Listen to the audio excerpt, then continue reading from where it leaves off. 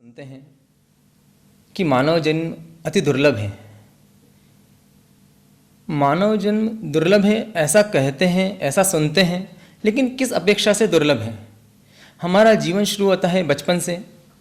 माता पिता स्कूल में भेजते हैं, बड़े होते हैं, जॉब करते हैं, शादी करते हैं, फिर बच्चे होते हैं, बूढ़े होते हैं और मर जाते हैं। क्या यही जीवन है? मानव भव की दुर्लभता आज तक हमने समझी नहीं। विचक्षण विद्यापीठ किसी कॉलेज या स्कूल बनाने का प्रोजेक्ट नहीं है। यह प्रोजेक्ट है जो कर्म के उदय से हमने मानव देह ले ली है, लेकिन हमें मानवता नहीं आई है। उस मानवता क्या होती है, कैसे हमारे जीवन में वो मानवता आ सकती है, उस उद्देश्य से इस विचक्षण विद्यापीठ का निर्माण किया जा रहा है।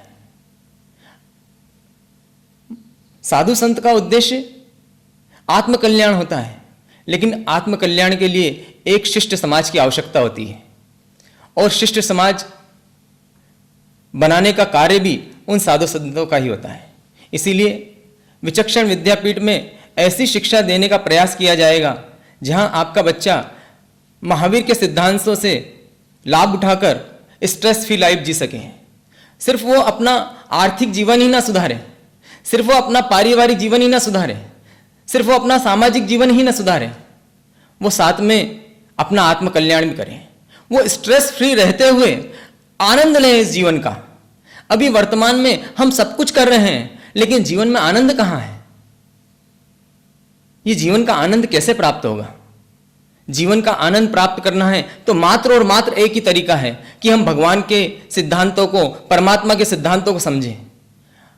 कई बार हम चौमासे करते हैं बड़े बड़े, लेकिन उस चौमासों में लाखों करोड़ों रुपए खर्चे करने के बाद भी 4 लोग भी नहीं सुधर पाते, क्योंकि उनकी नींव पक्की हो चुकी है।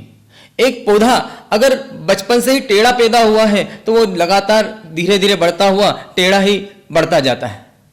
लेकिन अगर उसे शुरुआत में ही ट्री गार्ड के अंदर रखा जाए, उसकी साल संभाल की जाए, तो वो जैसा हम चाहते हैं वैसा पौधा हम प्राप्त कर पाते हैं।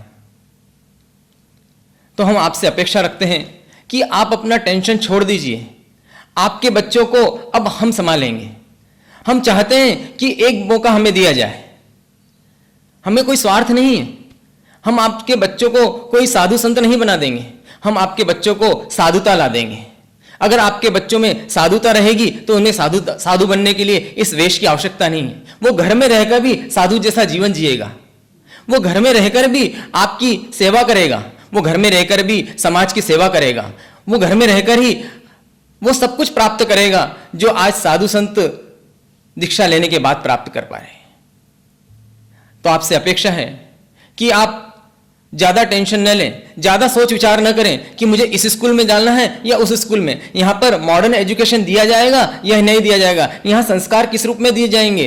आप सिर्फ निश्चिंत होकर, जैसा कि आप साधु संतों पर विश्वास करते हैं, विश्वास कीजिए बस, क्योंकि आपके पास में और कोई ऑप्शंस भी नहीं है। पूरा जीवन आपका विश्वास पे ही चल रहा है।